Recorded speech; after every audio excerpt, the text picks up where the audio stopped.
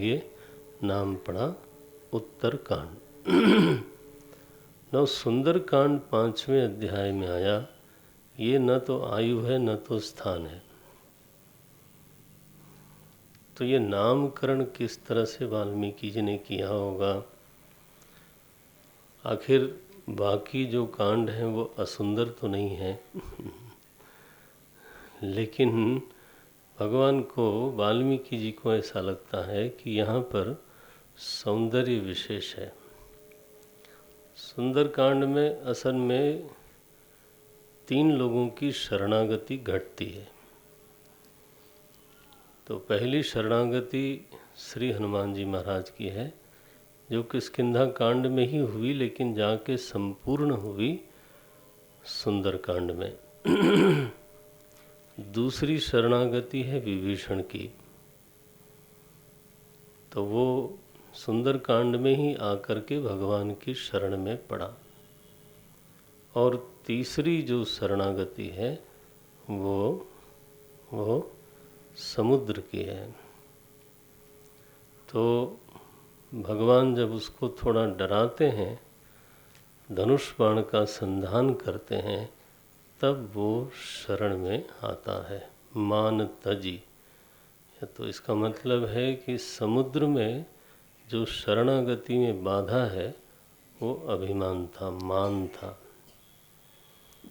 विभीषण की शरणागति में कोई संशय था, वो थोड़ी सी बाधा थी, और कोई उसको पूरा विश्वास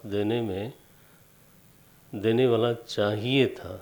जब हनुमान जी विभीषण से मिलते हैं तो जब पूरा विश्वास उसको दिलाते हैं, वो कहता है कि मेरे ऊपर भी क्या प्रभु कृपा करेंगे, क्योंकि तामस तन कछु साधन नाही, प्रीति न पद सरोज मन माही।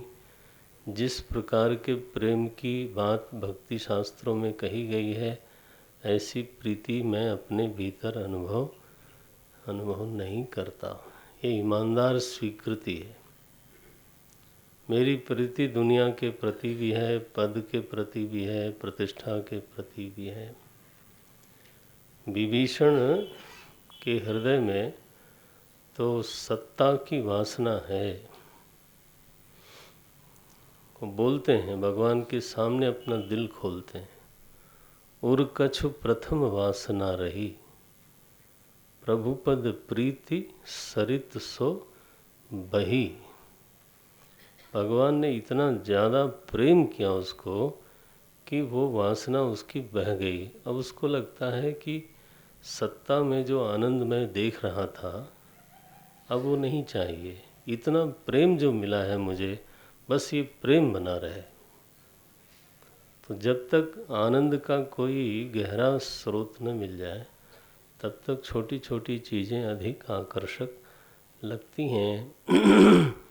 लेकिन ये स्वीकार किया विभीषण ने, उर कछु प्रथम वासना रही।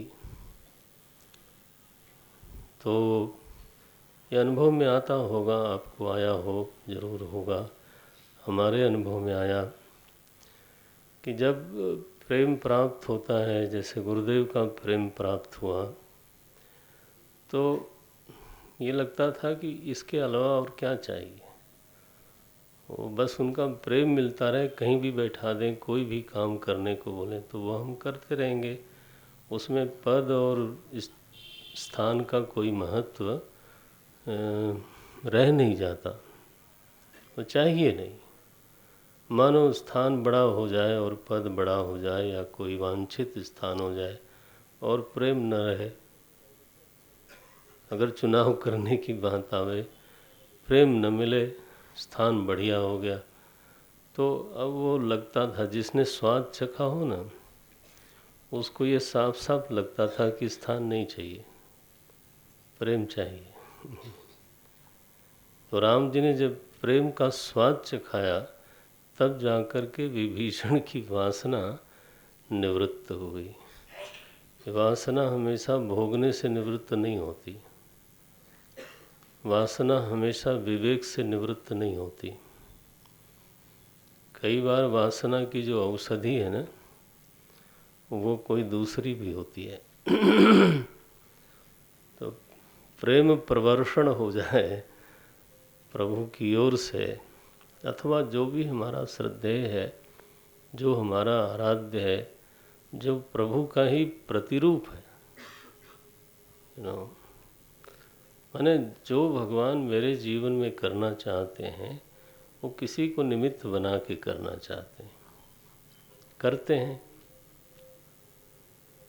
और अपने जीवन में तो ये है कि जो हमारे जीवन में मंगल करना चाहते हैं भगवान शंकर, तो गुरुदेव के रूप में आकर के करते हैं। भाई अनुग्रह की अनुभूति तो ईश्वर के अनुग्रह की अनुभूति है। तो अनुग्रह के किसके जरिए मुझे मिला वो तो साफ दिखाई देता है ना। तो अगर किसी को प्रभु रूप नहीं समझ में आते तो कम से कम प्रभु के प्रतिनिधि तो समझ में आने चाहिए। हो सके तो ये बात समझ में आ जाए कि वो स्वयं ही प्रभु रूप हैं।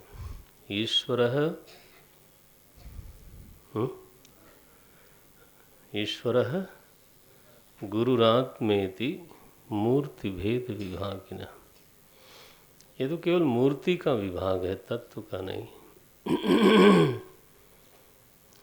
तो व्योमवत व्याप्त देहाय, ऐसे तो हमारे मालिक हैं। तो ये विभीषण की शरणागति है, वो वासना सहित एक साधक है, जिसके जीवन में तीन बातें तो हैं। पूरा विश्वास नहीं है, वासना भी है, और कोई विश्वास दिलाने वाले की जरूरत भी दिखाई देती है।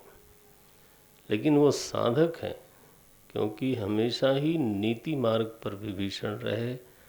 रावण के प्रभाव में, दबाव में आने पर भी कभी भी उन्होंने नीति का त्याग नहीं किया। और रावण की प्रियता अप्रियता की परवाह किए बिना तो विभीषण अपने निवास पर मंदिर बना के रखते हैं। प्रभु मंदिर तह नहीं, प्रभु मंदिर तह भिन्न बनावा, बहुत तुलसी का वृंद बहु। तुलसी के पौधे लगवाते हैं विभीषण, और वहाँ पर उनके घर में जो शोभा है तो वो भगवान राम के अस्त्र शस्त्रों के चिन्ह बनवा के रखते हैं। तो हनुमान जी ने यही घर देखा, रामायुध अंकित गृह शोभा बरन न जाई। जब हनुमान जी ने देखा कि अरे यहाँ तो भगवान के आयुधों से ही घर की सज्जा की गई है, घर का अलंकार किया गया है, और मंदिर भी दिखाई देता है, परिसर में तुलसी के पौधे भी दिखते हैं, पूजा के लिए पुष्प वाटिका भी है। ये तो लंका के और घरों से अलग ही एक घर दिखाई देता है। हनुमान जी ठिठक गए, शंका हुई, लंका निशिचर निकर निवासा, यहाँ तो राक्षसों का निवास है। लंका निशिचर निकर निवासा, यहाँ कहाँ सज्जन करवासा। बोले यहाँ कहाँ से सज्जन आ गया, लेकिन घर जो दिखता है ये तो किसी सज्जन का ही है। विलासी की जो अभिरुचि है वो दूसरी होती है, और सज्जन सात्विक पुरुष की जो अभिरुचि है उसका घर जिस तरह से सजता है वो एक दूसरा तरीका है। घर में जाने से भी घर वाले के व्यक्तित्व का पता चली जाता है। उसकी पेंटिंग कैसी है, किस तरह के फोटो लगे हैं, कौन सा कलर ज़्यादा पसंद होता दिखाई देता है, सफाई किस रूप में है। तो हर बात एक कहानी तो कहती है, कि ये प्रियता तामसिक है कि प्रियता राजसिक है कि प्रियता सात्विक है, मालूम पड़ता है। महाराज जी एक बार बोल रहे थे कि मैं किसी समृद्ध व्यक्ति के घर में गया, ड्राइंग रूम था उनका विशाल, तो उस पर कपड़े से वो फोटो ढके हुए थे, पेंटिंग्स ढकी हुई थी। तो बोले भाई ये क्यों ढका हुआ है? बोले महाराज जी आपके देखने लायक नहीं।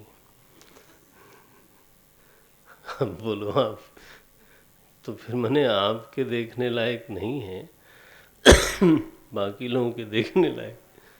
तो आपके ऐसे सुंदर सुंदर मित्र आते हैं जो यही सब देखना ज़्यादा पसंद करते हैं, वो कहानी हो गई ना। तो विभीषण की अभिरुचि जो है वो रावण के दबाव प्रभाव में नहीं थी। नीति निपुण है, सत्यनिष्ठ है, सदा ही सत्य का पक्ष लेता है, अपनी साधना करता है लंका में रह कर के भी। विभीषण एक अद्भुत व्यक्तित्व है।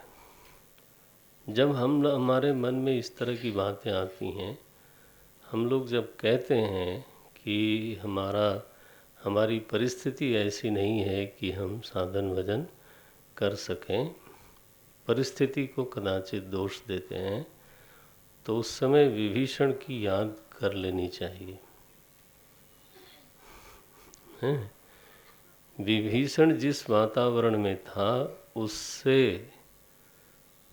उससे भी कठिन वातावरण तो किसी का नहीं हो सकता, जहाँ पे महाराज सारे के सारे ही उनका भक्षण, उनका भोजन ही विचित्र है, मनुष्य ही खा जाते थे वो नरभक्षी समाज होवे, विलासी समाज होवे, मनोरंजन ये है कि एक दूसरे को पटकते हैं, मारते हैं, यही सब मनोरंजन है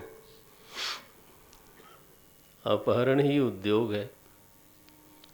उस समाज में रह करके महामंत्री हो करके उस दरबार में सत्य की बात कहने का साहस रखना, नीति की बात कहने का साहस रखना, ये विभीषण की अपनी साधना है, अपनी निष्ठा है।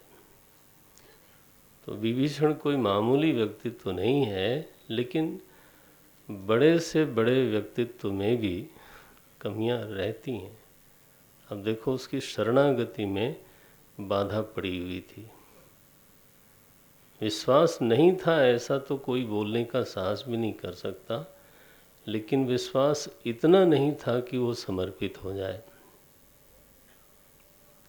मात्रा उसकी कम थी,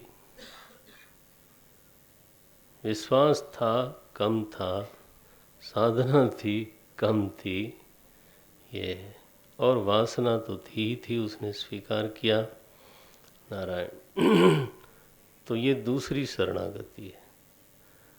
और श्री हनुमान जी की जो शरणागति है वो अद्भुत है, वो परम सात्विकी है, निर्मल शरणागति है। वहाँ कोई वासना नहीं है, कोई अविश्वास नहीं है, कोई कामना नहीं है, कोई मान नहीं है। माने देखा जाए तो कोई प्रतिबंध ही नहीं है श्री हनुमान जी की शरणागति में। वो तो जब किष्किंधा कांड आरंभ हुआ तभी शरण में चले गए। प्रभु पहिचान गहु प्रभु चरना और भगवान ने उठा के उनको हृदय से लगाया और कहा तुम्हते प्रेम लक्ष्मण ते दूना। वहाँ तो प्रतिबंध है नहीं, लेकिन सुंदरकांड में उनके ऊपर भक्ति देवी की कृपा हुई, सीता जी की कृपा हुई। अध्यात्म में भक्ति, अध्यात्म में तो जानकी जी को माने जो आह्लाद है ना, चिदानंद में जो आनंद तत्व है वो जानकी जी और भक्ति की भाषा में उसको बोलते हैं जानकी जी भक्ति है। आप देखो, सीता वियोग आपका हुआ पड़ा है, आप अपने को चेतन तो मानते ही हो मेरे ख्याल से। अगर मैं कुछ और बोलूं तो मैंने नाराज़ होगे। कोई किसी को जड़ कहे तो फिर कैसा लगेगा। तो आप तो प्रभु कृपा से अपने को चेतन तो मानते ही मानते हो, ठीक है ना, और सत भी मानते हो, लेकिन आनंद मानते हो क्या?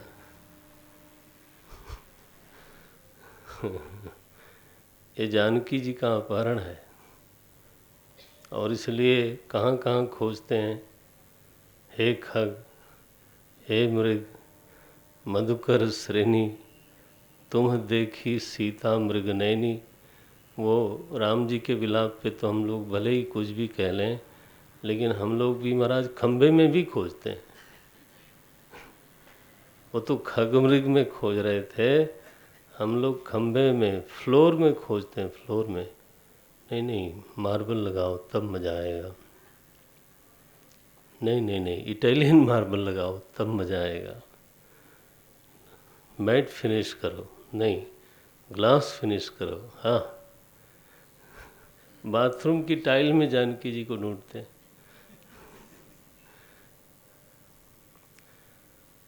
रामायण को हृदय में ले आओ। चिदानंद तो मालूम ही पड़ता है, जानकी जी खोई पड़ी है ना। रावण ने चुराया।